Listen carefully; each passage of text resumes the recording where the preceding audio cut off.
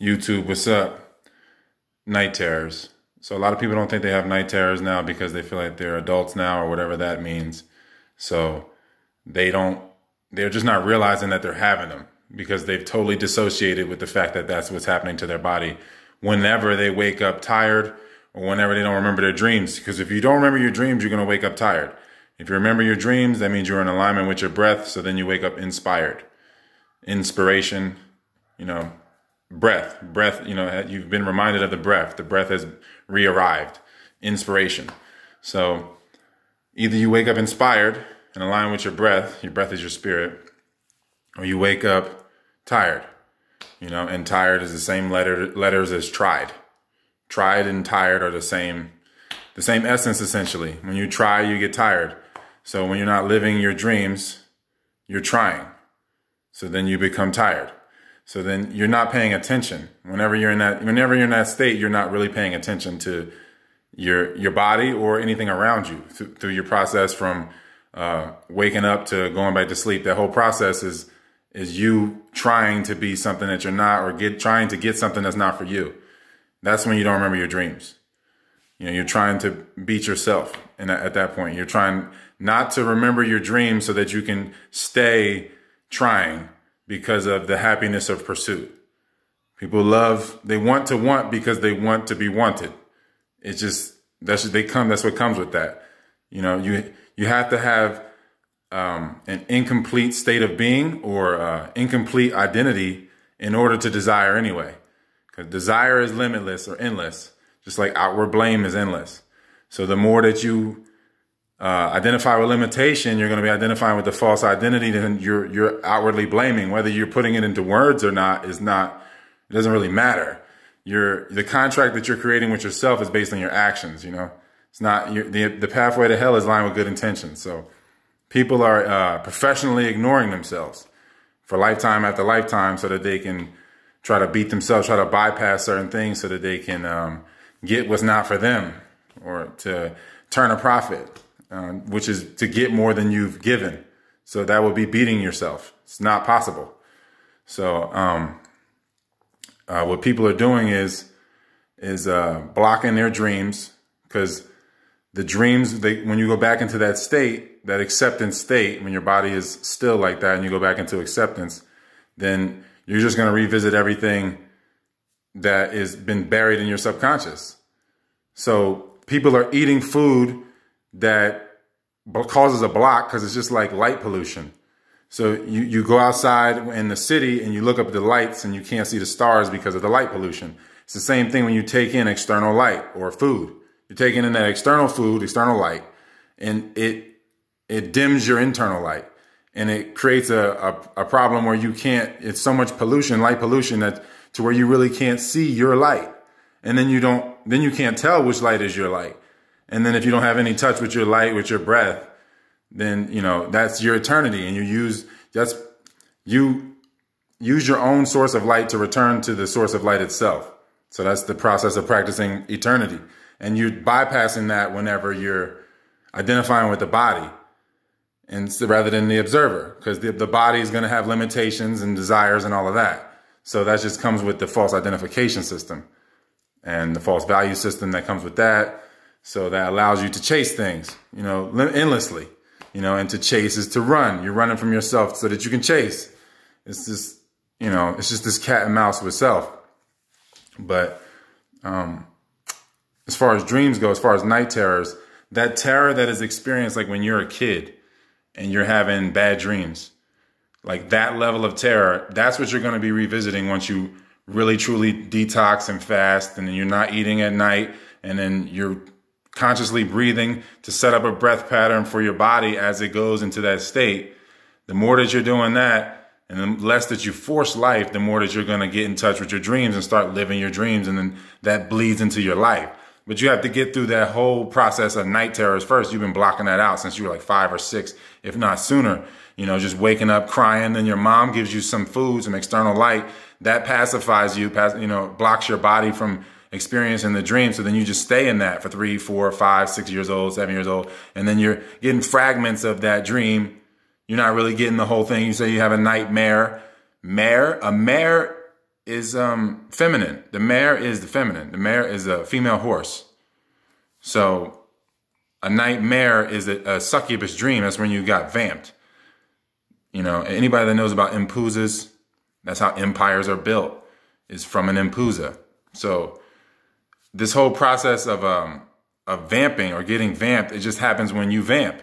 It's like the more that you try to control unconscious people or have power over others, the more that you'll be unconsciously controlled. And then you're not going to be in touch with your dreams. So then you just live in your subconscious, which is your body.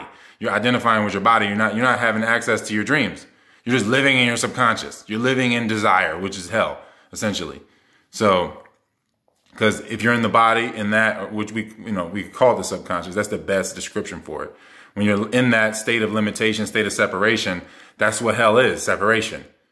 You know, when you are proud and you fall, then, you know, God, you're punishing yourself. You're punishing yourself. You know, if you can look at the self as the God or whatever, however you want to look at it, no separation, but you're creating that state of separation from your dreams so that you can stay stay satisfied, stay in a status, and have a sense of status, you know, and control the material world. You have the desire to control illusion, you know, because if you control the illusion, then that gives you this illusion of control, you know, because everything is on a course. You know, you entered the course, you know, and that's the thing. The inner course is, it can only be done like if it's not intercourse, it's masturbation, masturbating. So that means you can masturbate in so many different ways. You forcibly bring your presence or your blood into a place to where you're forcing the presence to arise.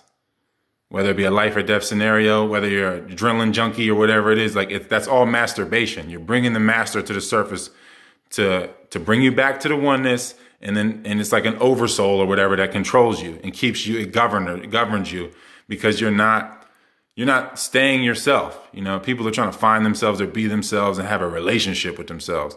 People have a relationship with their dreams. They're not their dreams. There's so much separation in identity that there's a relationship with self instead of being self and being the dream, you know, or the dream, you know, however you want to look at, however you want to identify, you know, the communication is always going to create even more boundaries because we're already thinking in a language that our soul or our being predates.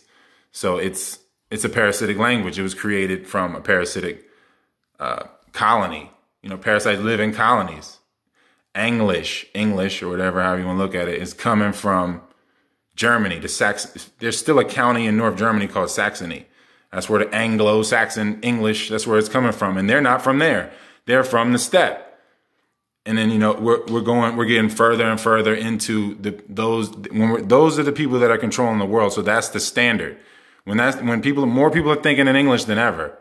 So they're dreaming in English. So then they fuel a dream that is parasitic because they're communicating with themselves from a parasitic identity. It's a relationship to self. It's not actually being self. So life and death, there's separation. You know, however you want, male and female, there's separate. All of these things, there's separation when you're not the self. So the primal identity, being the primal identity throughout your waking state, there's no desire. You're not desiring anything because you are everything. So that's all. You have to stay in alignment and stay in alignment with your breath, and then knowing the likeness of your true self and realizing that you're not the thoughts or the images that come into your mind. That's trance and parasites, especially if it's in the English language, you're thinking in English. It's a parasite language. So you're dreaming in English, is what I'm saying. And then you're fueling this succubus, is what I mean. I'm getting back to this whole thing of the empire and the Queen of England, or however you want to look at it, that queen energy. Like as far as getting vamped and having a nightmare. You know, you just have to realize how you communicate with yourself and how much of the relationship is a slave and master relationship instead of a relationship of no separation. So, when it comes to the night terrors, you have to stop eating at night, obviously. You have to keep full circulation in your body So if you have sex before you sleep, you need to do breath work again so that you recirculate your blood so that you don't have all that blood in your sexual organs and you go to sleep like that. And then the blood is going to basically endorse whatever creative faculty it's in. So if it's already in the reproductive organs, when you go to sleep, you're going to dream from that place. You know, if you eat, then you're going to dream from the gut, you know, the orange chakra down, however you want to look at it. You know what I mean? So it'll be from there. You won't be manifesting or aligning from another place. And so, anytime you're gonna wake up tired, you got dream raped. You gotta look at it like that. You had a vampire dream.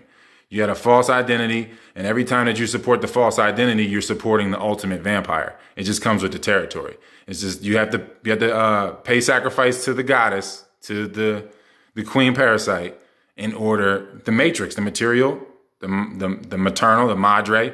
You have to pay homage to the material. You have to sacrifice something, some energy or something. Either you're a female using your male to sacrifice his seeds at the altar of the succubus, or you're a male sacrificing your seeds at the altar of the succubus or impusa, what have you. So that's what you have to do if you identify with the body. If you identify with the status that comes with the body, with the illusions that come with the body. The more that you're doing that, the more that you're feeding the queen parasite, because you're feeding the queen parasite within yourself. And then there's oneness. There's a network across the parasite. So it's just oneness. You know, it's just like why there's a Memphis on both sides of the Atlantic Ocean, or Philadelphia in Greece and Philadelphia in Pennsylvania. You know, it's total oneness like that. You know what I mean? It's like everything it's all being copied and parasited like that. That's the parasite flow. Instead of creating something new and making small alterations so that after 1,000 years, there's a totally new thing that continues and continues. And it's all, you know, realizing where it came from so that it can make the proper moves forward to take away from the illusion so that the truth can be added, however you want to look at that. So that the breed or the collective can move forward. You know, you don't want to inbreed. You don't want to repeat experiences. So the parasite's going to constantly repeat experiences, repeat the same names, do all the same things. You could look at it like for every 100 people, they say 7% are O negative. So let's say 7 out of 100 people are O negative. So let's say there's a god or a demon that rules each sin or each lust. You know, pride, envy, wrath, lust, greed, all 7 of them, the 7 deadly sins. It's there. Asmodeus is obviously lust, the lord of lechery. So you have your 7 deadly sins. So you have each one is an O negative within 100, because we're all in a culture. Now we're in this culture. So where every 100 people, you got 7 that are O negative. This is already really not a natural environment. So this is the nature of the unnatural. So you have those 7 gargoyles or whatever you want to call them that are like placeholders within this little 100-person matrix. And every 100 people is going through the same thing. And there's a queen parasite, Lilith, or whatever, that rules the 7 demons. And, you know, the ruler of the demons would be Lucifer. And then you have the other respective demons ruling their field or their spheres of hell or whatever. And you have the rest of that is the souls and the angels and the hybrids, you know. And so that's pretty much what you got. You know, that's like every 100 people, that's like your typical matrix. You know, everybody's pretty much in this same matrix, whether it's the Krishna matrix or the Christ matrix or the Muhammad matrix or any of them. Any of the matrices, they're all, you know, even Lao Tzu or they're all in a 100-person matrix, you know, averaging about 7 of the people are going to be RH negative and you know, or O negative. I mean, 7 out of 100 people are going to be O negative in the world. So those are the 7 demons that regulate that matrix. You know, those are the bosses of each level, however you want to look at it. And new level, new devil. So when you're in your dreams, you're experiencing other parts of the light spectrum.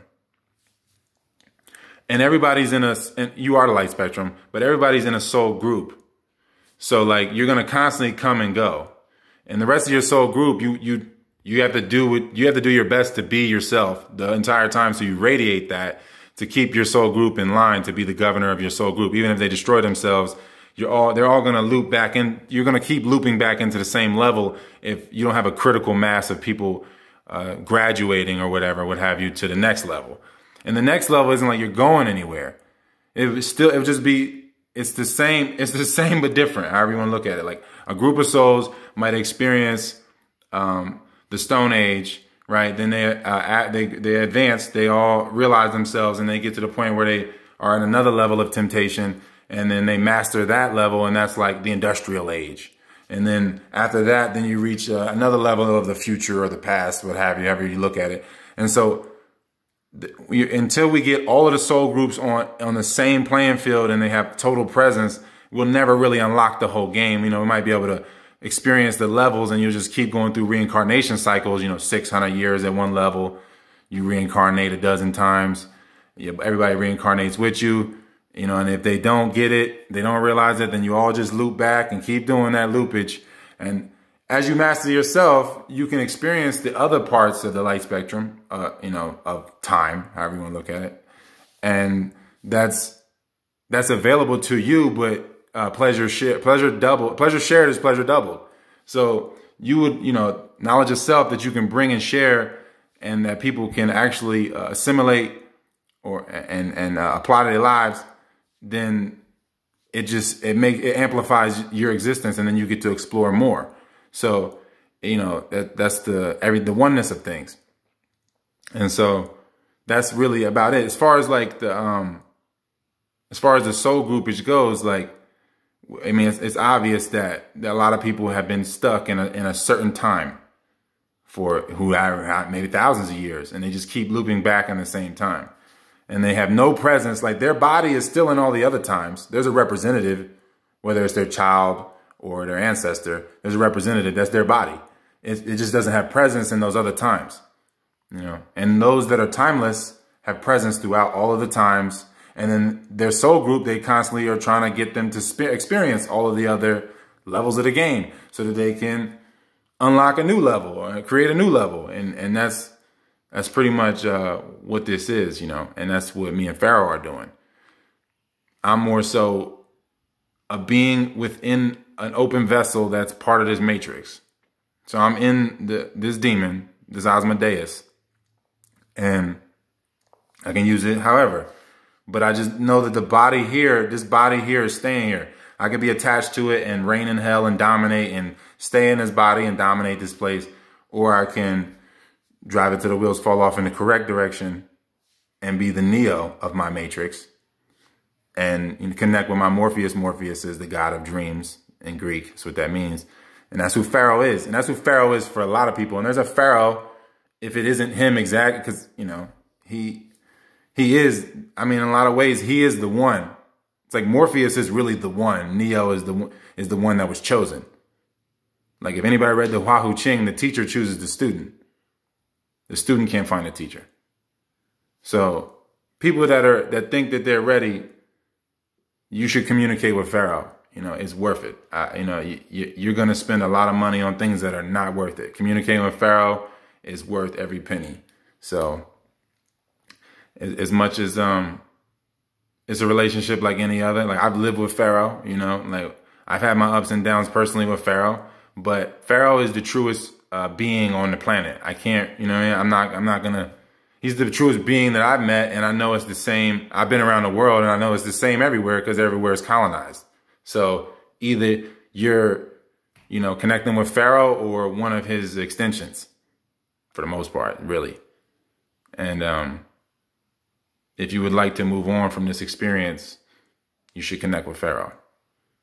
And maybe you're not ready. Maybe you need to be primed by me until you have enough confidence to accept a challenge from your true self like that. You'll never be able to accept a true challenge from yourself as long as you stay in a false identity and stay tired. You'll never be up for it. But yeah, invest in yourself, man. Talk to Pharaoh. We just finished our podcast, our first one. That'll be up soon whenever he's done editing it. And we'll be talking more about the next one. So 42 PDFs for $50. Anima Man is my latest. It's $10. All of them are $10 individually. And then I have the audio books as well, and the videos, instructional videos. So that's it for now. That's enough.